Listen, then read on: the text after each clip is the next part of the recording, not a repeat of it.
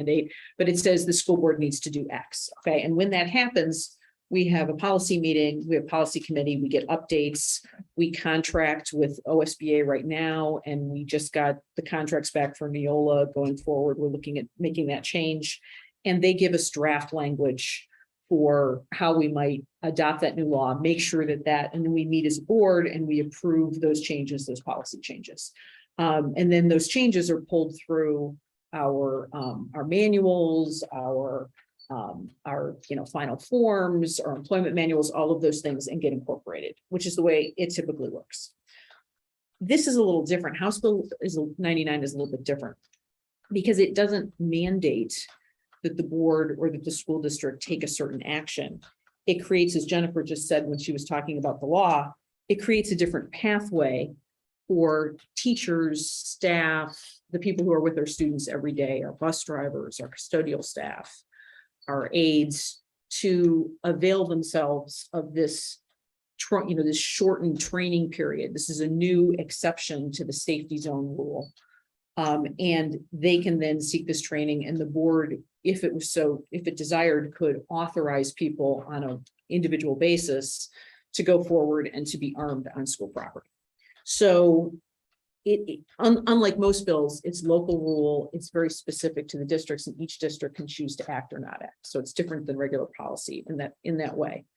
So given the fact that it so dramatically impacts our teachers, our staff, everyone who's with our students and is charged with keeping them safe, I think the fact that Jennifer and Lisa Salyers, who's the president of CFEA, and Laura Berg, who's the president of OPSI, have come together and that they want to put out a joint statement is really impactful, because it creates a situation where the people who are really dramatically impacted and are charged with the responsibility of keeping our students safe are the ones who are weighing in on this, as opposed to the board, which would typically happen with the law, where the board might say, the board is going to act in this way. In this instance, we have the statement coming from the people who, were coming together in a unified way and speaking as a community, which I think is a great idea. So I think that's pretty much it. And that's pretty much how they both work. The other thing I wanted to say was, one of the reasons we've gotten calls is because other communities have been tweeting something out, or there's a resolution, and everybody's sort of approaching it differently. In this instance, you'll see the board believes this, the board believes that with some of these resolutions. In this instance, with what Jennifer's talked about with Lisa Salyers and with Laura Berg, it's truly a unified community approach where we're coming forward and saying, this is what all of these people believe is in the best interest of the students. So, and Robert's also on the policy committee. Is there anything else you want to add or jump in there? Yeah, I think it was important to mention that, again, we've had so many families reach out to us. I know I've had at least 30 emails and as many calls from different people, friends that, we all have in the community. I think the most important thing to convey is that we are discussing this, to say this publicly, because I know that a lot of people have been frustrated that we haven't said anything yet. Right. When some of our neighboring districts have made a declaration, or kind of a, putting your flag in the ground statement. So I think it's really important for us to acknowledge that we are listening, that I think collectively, as a district and as a board, we do have a position, and I think following, kind of setting the precedent with where we are is important. So, just recognizing that. And I think also unpacking what we do for safety is really important. We've had a lot of questions about what is in place, specifically at Gurney. Those have been the big questions that I've had asked of me. What are we doing? What are protocols? How do people swipe in? What happens in the event of? So I would just say that in collaboration with a policy discussion or a statement here tonight, unpacking what it is that we do as a district and as a community to keep our children safe is something that's on the forefront of students' minds. And I think we need to continue to expose that regularly and as much as possible. Which is a perfect segue to Catherine and Lauren, who are our board member liaisons to the safety committee, which was created in 2018. And Catherine, can you just give us an overview of what the committee does, how people can get involved, what positive changes they've brought forward for the district? Yeah, actually, I'm going to, because I've been involved with the safety committee and been on the board during the time that we brought in a school resource officer, I'm going to try to give a more comprehensive, high-level overview of the type of safety measures we have in place. But also, I want to be really clear that, you know, I'm not the director of operations. I'm not the head of these initiatives internally. Those are operational roles in the district. And so this is really just an overview. If we wanted to do a deep dive into all of the factors we have in place, we would need to dedicate time at a meeting to, you know, really do that.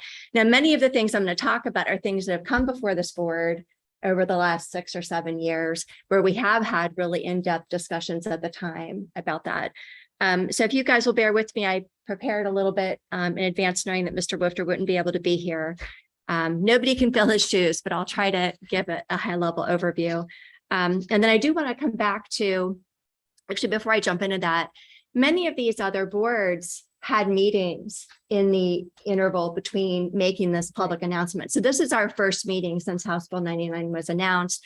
This is our opportunity as a board to talk about how we as a district feel it could or could not impact, you know, us and the way we operate. So I think we have a little more discussion about that. So let's come back to that after I go through this. So as you can imagine, our district has adopted a really comprehensive and multifaceted approach to school safety that reflects the needs of our district and our community, as have been defined by our staff and by safety experts that we've consulted with.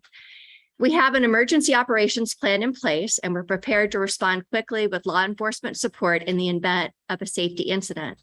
It's also important to recognize that our schools are within a mile of our police departments, unlike many rural schools in Ohio that don't have that benefit. So we can pretty much count on a very quick response time. We've also enacted multiple preventative measures, which include student wellness initiatives, which keep kids safe physically and emotionally while providing early identification, intervention, and ongoing support for families. That in its own right, we could have Jen Banco come in and probably talk to us for a couple of hours on just the student wellness initiatives that we have in place. And that's a big component of this. We also have threat assessment teams in place. They include school administrators, mental health professionals, our school resource officer, and other necessary personnel who identify students of concern, assess their risk for engaging in violence or other harmful activities, and identify intervention strategies to manage that risk and support those students and families. We are ahead of the game on this. This is something that Ohio law requires of all school districts to be in place by spring of 2023. Ours has been in place already for a couple of years and is highly functioning. We have secure facilities. As you noticed when you walk in tonight, our entrances now have a secure vestibule, a double door entry system where you have to be buzzed in, go through the office, provide identification before you're admitted into the interior of the building. That also includes other entrances to the building that aren't the main entrances. We enhance security in all of our school entrances and exits. We added Lobby Guard in 2018, which is our visitor management system, which requires identification. That does actually scan your identification against criminals and other lists that we might want to be aware of somebody entering the district. It also allows us to know exactly who is in our building at all times. We have state-of-the-art communication systems in every building that afford instant contact with the school resource officer and dispatch, real-time information for first responders, and communication to all staff in the instance of an emergency. There's a program or an app called Navigate Prepared that our staff have access to. If there was an incident in the building, they would immediately have on their phones the ability to see any information that would be relevant to their action to that incident. As I said, we've consulted with professionals to conduct district-wide safety audits. We did those last in 2019 and 2021. Those helped us to identify high priority improvements that would augment safety and security for our staff and students. We also employ a trained law enforcement officer as the district school resource officer, who supports the educational and developmental success of our students by providing a safe learning environment and by fostering positive relationships between students and law enforcement.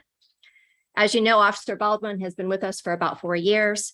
He plans and conducts safety trainings for students and staff. He serves as a liaison between the school and law enforcement. He supports the work of teachers, counselors, and other staff, and seeks to reduce juvenile crime, drug and alcohol abuse, and other social issues faced by school-age children by providing a resource to both the students and their families. I can tell you that my daughter was involved in a mall shooting incident in Beechwood, and she and her friends took advantage of the resource of Officer Baldwin to talk with him about what they experienced and work through their emotions and their reaction to that incident. And he was really, really fabulous and very helpful. I could just see that he does that on a regular basis with our high school students and all of our students. We also have, as you mentioned, Sharon, a district safety committee, and that has been in place since 2018, consists of staff, our school resource officer, board members, and community members who provide input on district initiatives and also enhance communication with parents and the rest of the community about our school safety and security measures.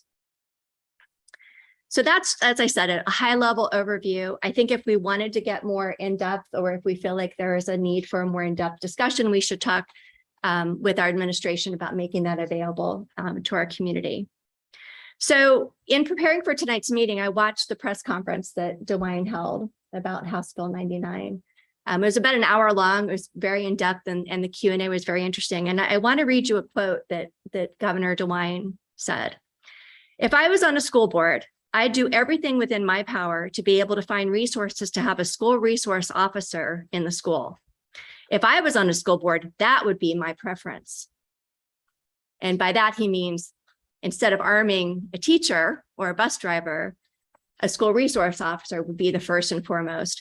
And a reporter asked him later in the meeting why they didn't look at putting more funds available for schools to have school resource officers. And basically his answer was, it would be very expensive. And this is what we were able to do. And so that's why this is what they're doing. The final comment, probably not my final comment, but the other thing I thought was really interesting is in understanding where this came from. Ohio had a law in the books previously that said a school resource officer, a law enforcement personnel, a safety officer who also is trained in law enforcement or peace officer training, or that a school board could designate someone to be armed in their districts. There was no requirement for any training. And that then produced a lawsuit that went to the Supreme Court of Ohio last year. And the Supreme Court said, no, you need to have the same as a peace officer, 700 hours of training.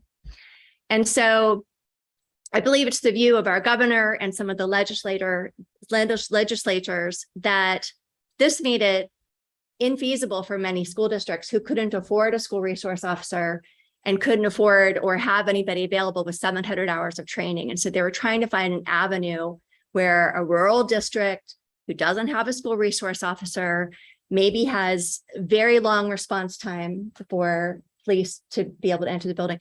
Almost, I would say my words, not the governor's, a last resort would be to have a staff person who maybe has military background, or, you know, he even said he would be very surprised if it was somebody who had never handled and owned a gun before. This isn't intended to be for just arming teachers. So that, to me, that helped put it in context. That does not describe our district at all. I mean, almost every one of those points. So you couple that with the fact that our experts internally, our school resource officer, our safety audits have never brought to this board a need to have additional guns in our schools. I see no reason why we would do anything differently. But that said, I do think it is helpful for us to make a statement, whether it be a resolution or a tweak to the policy language, that clarifies for our staff and our community that we have no intention of arming anyone who is not a law enforcement person who's been trained as a law enforcement agent. Maybe it would be helpful if I will you read how read I the- drafted this. That's great. I would like to add the Board of Education. I mean, it sounds like that's what I can do, so. We would start with that, but then it would go on to say Chagrin Falls. Well, wait, Jennifer, before you read that, is there anyone who, what Catherine just said, is there anyone who came here tonight thinking they would like to see the board move in a direction of having conversation, or they've heard feedback that it's the right thing for this board to do, to have the conversation of moving in the direction of arming the teachers? Because I've had many people reach out to me and say, how is the board going to respond to this? And can you confirm that that you won't be moving in the direction of making a policy change that arms the teachers? But I have not had anyone reach out to me and say, are we going to arm the teachers? But before Jennifer reads the statement that OPSI and CFEA are on board with, as well as the administration, do we need to have more conversation as a board about that direction? 100% of the comments that I've heard have been in agreement with what we've discussed. Okay. Yeah, and I just want to make, me as well. I want to make the clarification that the way the law is written, it's not that the school board authorizes and says, teachers, we are going to require that you arm yourself. The way the law is written is that it's voluntary for teachers and staff to raise that they would like to be armed, and then the school board could act and allow that to occur, which is why I think it's so important that the union, the two unions are on board, and that we're hearing from them that this is not something that the unions would support, because it doesn't, this is a very unusual situation with the law. It doesn't come from us down, it bubbles up with their desire to do that. So their buy-in is crucial. And, that approach of unity is crucial, I think. I think it's important to clarify too, because even in my position, I've had questions. There's a misunderstanding out there that people think that all of a sudden you now have this authority, whereas you had the authority before. This really just shortens that training requirement. So you probably know Which way is more about it. The SRO, right, Right. it's Catherine's point. Yeah. But I think a lot of people think all of a sudden now we're allowed to Right. allow teachers. If you were allowed that before, it's just now they've shortened that training requirement. Yeah, I didn't know that until Governor DeWine gave an overview of the history that, this was in place previously. Maybe, I'm sure you know, Jennifer, as a Yes, yeah. superintendent, like there might have been instances where it was necessary in school districts to have somebody that wasn't, trained as a police officer. And then, of course, the law, the minimum is 24. School districts can say, no, we're going to require 700 hours if they wanted to. So it gives a lot of local control over that. But I think, again, and in fact, it was interesting because DeWine also talked about whether or not there's demand. They're also building these mobile training units, and there's millions of dollars going into this. And he said, we'll see if there's any demand. I thought that was very interesting. So certainly in our district, we have no demand for this. It's not coming from our staff. It's not coming from our safety advisors. We feel like we have a really robust and comprehensive system in place that is regularly tested and updated. And, we might feel differently if somebody were coming to us and saying, this is a necessity in this district, and they're not. So, It's also not just the responsiveness in response time and, the radius that our buildings sit with in terms of proximity to police departments. It's the relationship that we have with the police departments of where our buildings lie in their jurisdiction is incredibly strong, and they're continuously helping us strive towards improvement and identify ways that they can have a more beneficial presence on our campuses, and that we can benefit more from them. So, we've unfortunately had some incidences where we've needed to rely on local law enforcement. Fortunately, they've been situations that have not come to play out to be real threats. But the responsiveness, I think everyone would agree was, you know, exactly what we look for in our local law enforcement and very supportive of everyone in our buildings. So just more along the lines of, I think we have a strong relationship with our law enforcement, and that serves that need. And community, like the importance of that whole community. Yes. That net. And I don't want anyone to listen to this discussion and think that we're saying that we're invincible and we've done Yeah. everything right. And, you know, the point of the safety committee is that we're continuously improving and continuously re-examining our policies, whether they're incidents in the national news or not. We're always proactively improving and having these discussions. It's also important to note that there's more than even Catherine spoke to this evening that is done. And a limited number of people have access to certain aspects of the emergency plans, in large part because a wider access just puts our students and staff in jeopardy. So, you know, the overview tonight was designed to give an overview of and provide a sense to parents and students that this is an area of focus where the district has spent time and money in recent years. And it's something that's been on our radar and continues to be on our radar. And obviously the community is, you know, welcome to bring forward additional ideas if they have to how better support our students and our staff and be safe in the buildings. But it's something that's been actively a part of the work that our administrative team has been doing. Just so everybody understands also, those plans and those details are not public record, for obvious reasons. So just want everybody to understand, it's not like someone can just come in and say, I want to know, you know, I want to see this, or I want to see that. There's an exception in the public records law that allows us to withhold those documents. So those are not public. Okay, so The other Jennifer. piece that we talked about, like mental health and wellness, and that's such a huge component of this. And the one thing maybe to mention here, Sharon, when we're talking about community ideas and community participation and helping us keep our school safe, is that Safer Ohio tip Mhm. line. And so on our website, there is the 800 number. Anybody can call if you had a strange encounter with an individual, whether it be a student or not, you know, who is in our community, and just wanted to make sure that that was on our radar. That's such a great resource for all of us. And they say, if you see something, say something, right? If something just doesn't seem right, the best thing all of us can do is to make administration or staff aware, because we have so many resources that we can then deploy if it's one of our students or our families, to help them get the help that they need so they don't hurt themselves or others. What's the name of the hotline again? Safer Ohio. Safer. Mhm.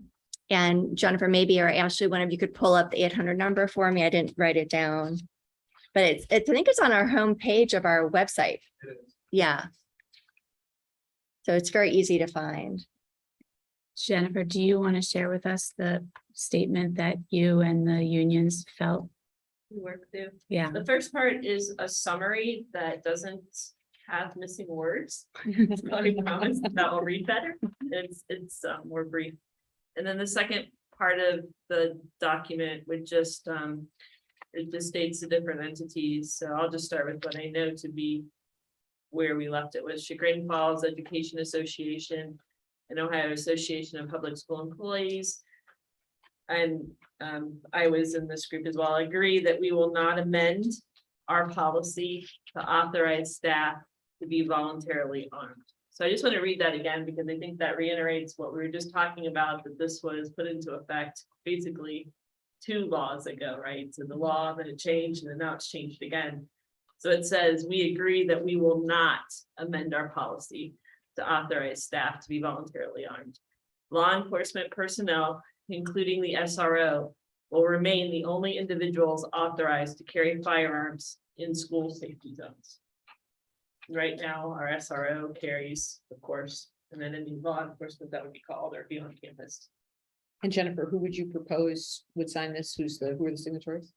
Well, my draft has the board president, and then myself, Lisa Salyers, she's the president of CFEA, that's the teachers union, and Laura Berg, who's the OPSE, Ohio Association of Public School Employees, that's a classified union.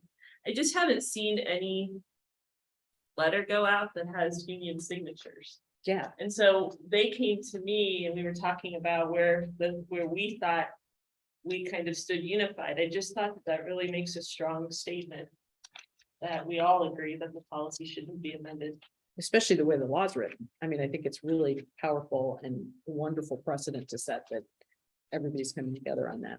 So, I mean, if Sharon's comfortable for an agreement, we could just say something like the Board of Education. You know, in the second paragraph.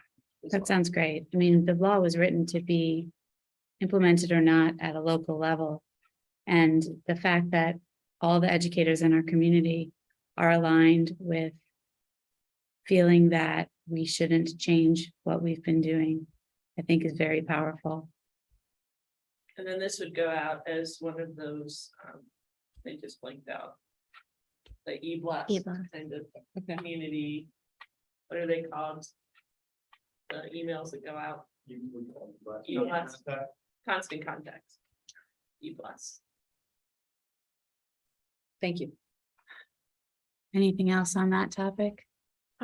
Just because it was requested, I pulled up on our homepage currently. I know that's gonna change later in the summer, but right now, if you pull up chagrinschools.org, scroll down to the very bottom.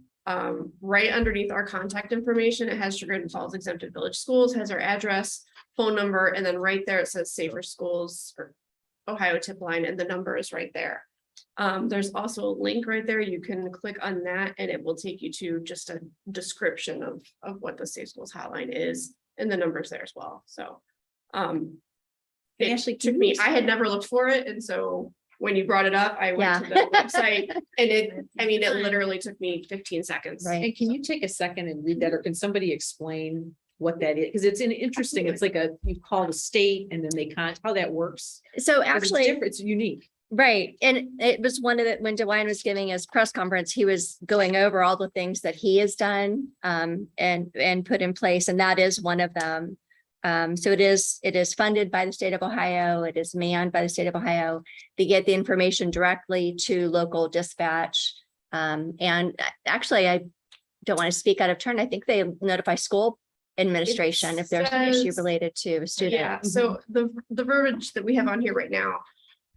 Says Chagrin Falls Schools use a Safer Ohio, an anonymous tip line that's free of charge. It allows students and adults to anonymously share information with school officials and law enforcement, so it does come to us. About threats to student safety, whether that involved a threatened mass incident or harm to a single student. Calls or texts, so that's important too. You know, if you're in a situation where you don't want to make a phone call and a text is silent, you can do that as well. They're answered by analysts in the Ohio Homeland Security's Threat Assessment and Prevention Unit, or TAP. When action is needed, the TAP unit immediately forwards information to local school officials, local law enforcement agencies, and others if necessary. It was established by ODE and the Ohio Department of Public Safety. It does, and then it reiterates, it does accept both phone calls and text 24 hours a day for any registered schools, which we are. And that number is 844-SAFER-OH. So it's 844-723-3764. And I'm sure on the new website, it'll be pretty prominent. He's giving me a thumbs up there. So just to add to that, I was looking at my notes from the press conference. So that was in 19 that Ohio established the Ohio School Safety Center. Not only does it include the tip line, but they are scanning social media for anything that could be, you know, kind of concerning, and then they will alert schools. So they have staff that are doing that.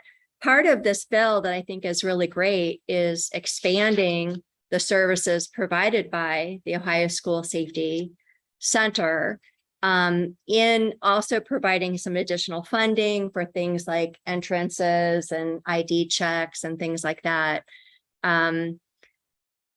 the mobile training unit, whether or not there's any demand for that. Hopefully those staff and those monies will also assist schools in doing safety audits and advising schools on how they can, enhance their safety measures as well.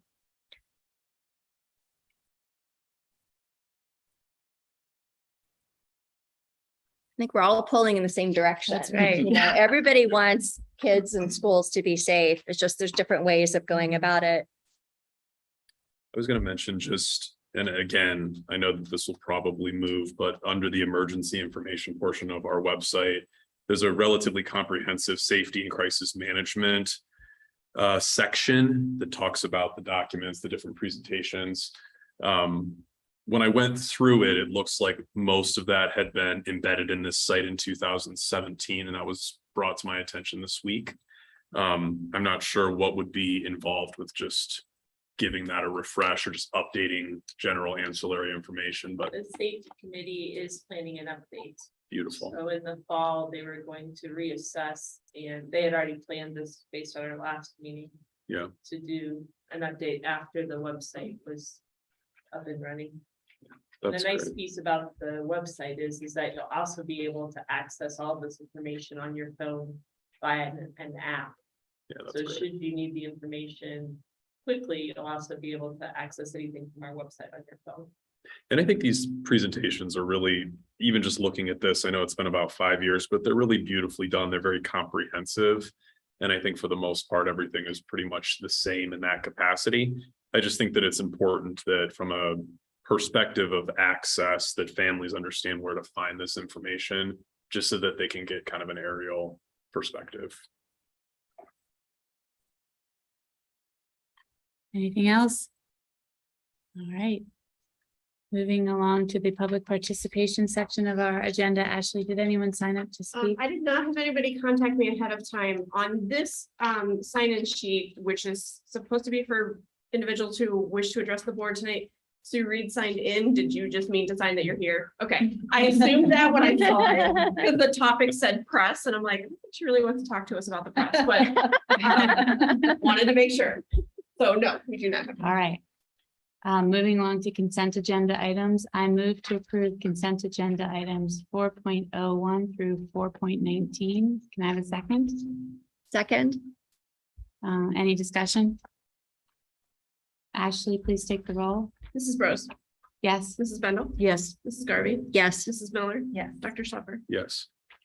Moving to superintendent's recommendations, I move to approve superintendent's recommendations 5.01 through 5.11. Can I have a second? I'll second. Dr. Pinzarski, would you like to walk us through these? Sure, we still have, as you look through, we have a few resignations. Also recommendations that we're filling positions as they become open. Trying to look through. Contracts.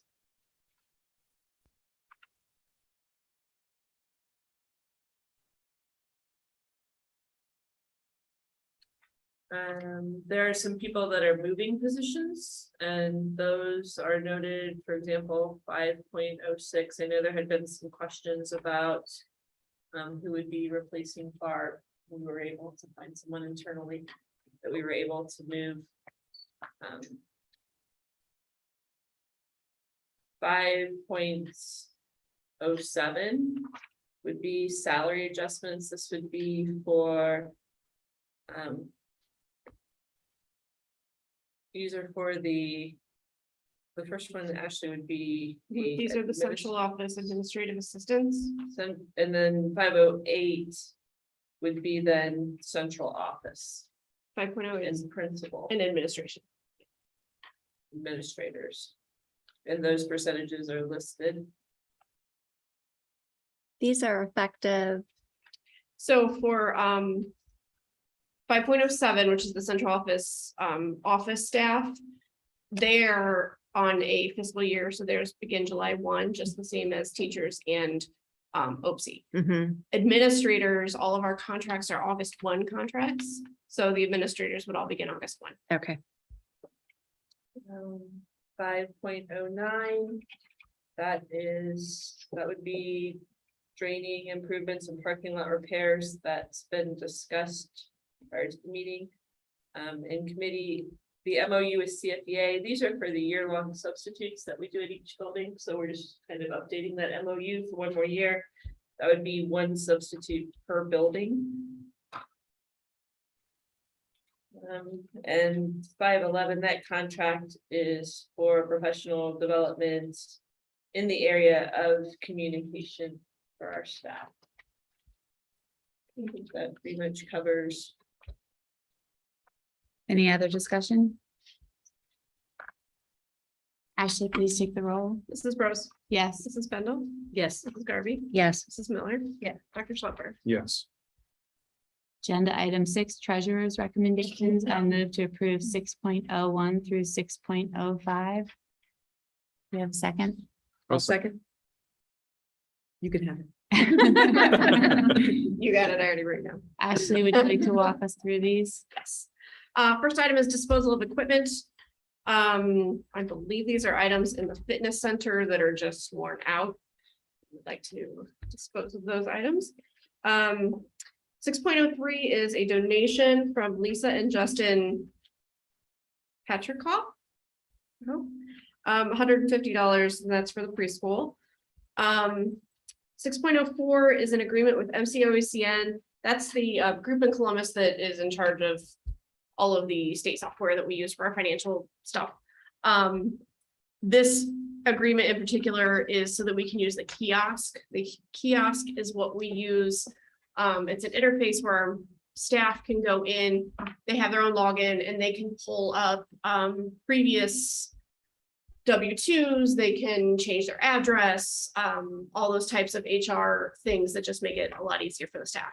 So that's just an information sharing agreement with them.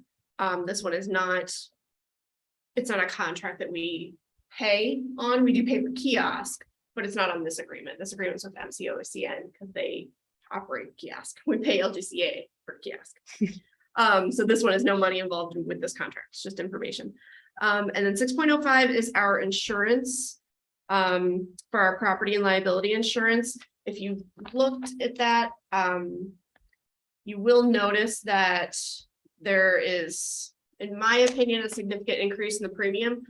I called around, and this is just kind of status quo for everybody this year. I thought I was gonna, find somebody who said, no, we didn't get that, but everybody had this kind of increase premium. You can see if you're looking at the agreement on the page 4 of 16. Last year, our total was 120,000. This year it's 139,000. Pretty big increase. Difference is though, if you're actually going through and actually comparing what's covered, the values on all of our buildings went up. And that's because the reconstruction cost is so high right now. So we had to increase those so that we would be adequately covered. And then just for your information, not on this item, but just for your information, Chris and I have spoken, next year, we are going to do a full appraisal on everything and kind of get all of these updated. It's been a few years.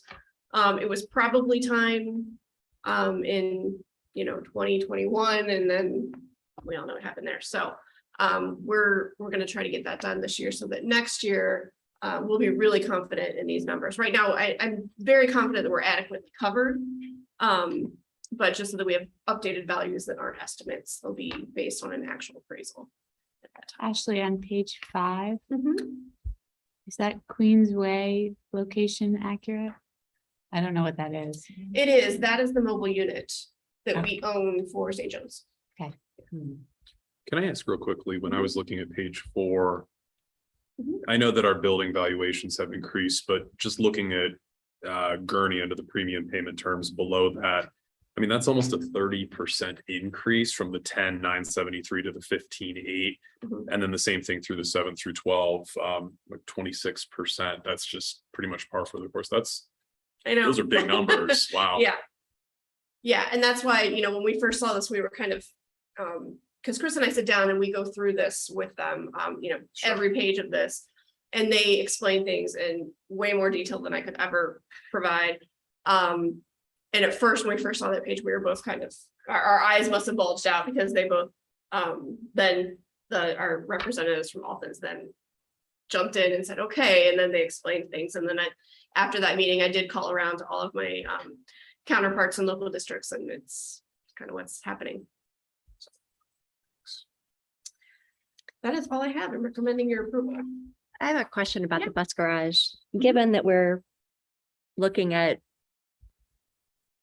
a renewal of Mhm. that building, is it necessary that it be insured at the same level and in the interval that we're looking at?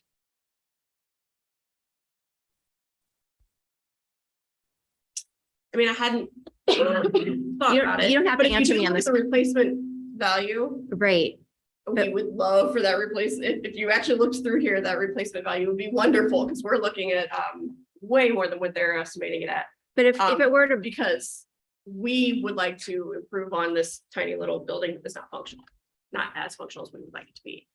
So if we were to, we did ask, Mhm, if something were to happen, for example, like Gurney or the bus garage, we're ensuring it at the replacement cost of what we have. mhm, If something were to happen, we all know we're not gonna build that bus garage exactly the way it is right now. We would improve it. Mhm. They would insure us up to that point, and then we would cover mhm. the difference Okay. to construct, to Okay. newly construct something. Yeah, we had that discussion. As far as not covering it, I don't know if that is that would be a prudent decision. Mhm. I mean, if that's something the board wanted me to look into, we could have that discussion with them this week. We are planning on a special meeting next week. I could bring a new proposal. if It's we wanted to use probably, that. I mean, it's insured at 300,000. It's probably a very nominal. It's very piece of- small when of you're our comparing it to overall everything else insurance. that we do have. I don't know Yeah. that we make that much of a difference. It's also not just the building. I mean, we're insuring, Everything in it Yeah. has gotta Yeah, I be, mean, that actually seems low for Yeah. what's in there. That was my concern when I looked at that as well, because I remember the several, buses would be under the fleet. Mhm. Right, I just That's a mean separate line. some of the other equipment. Yeah. Yeah. Equipment would be in the, I believe it's inland marine something.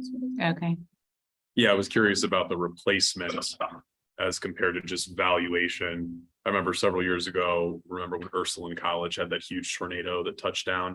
They had insurance coverages that were similar in terms of just what it was valued at and not replacement, and it really left them hanging because then they had to close the gap after. Yeah, this would be replacement of what we have right now. This would not be improving anything. So actually, if you go to page 7 and you look at that, where you're seeing that 300,000, that is for the building. The next line down, then the 63 would be like the equipment and things that are in there. Gotcha. The only other thing just to keep in mind is this overall property valuation ties into our capital planning calculation. And so when we reassess the value of our properties, you probably want to revisit the capital planning formula for how much money we're setting aside to maintain. Yeah, I don't want to give the idea that these are not accurate estimates. I mean, these are professionals. This is what they do. I trust that they know what they're doing. But just to get a more updated appraisal, it's something you should do every few years, and we haven't done it in a while. So Right, it's something we need to do. right.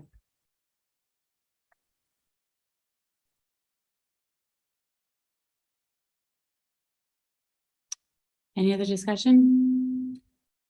Ashley, please take the roll. Mrs. Bros, Yes, Mrs. Bendel, Yes. Mrs. Garvey, Yes, Mrs. Miller. Yes. Dr. Schlepper. Yes. does anyone have any other business for this evening?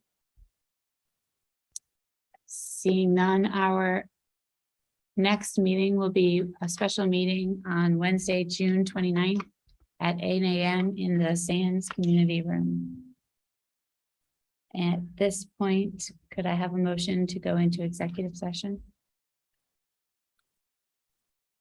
I'd like to make a motion to enter into executive session in accordance with Ohio Revised Code 121.22 for the purpose of the consideration of employment and compensation of a public employee or official. We have a second, Second, and no action will be taken after we come out of executive session. Ashley, would you please take the roll? Mrs. Rose, Yes. Mrs. Bendel. Yes. Mrs. Garvey. yes. Mrs. Miller. Yeah. Dr. Schlepper. Yes. All right.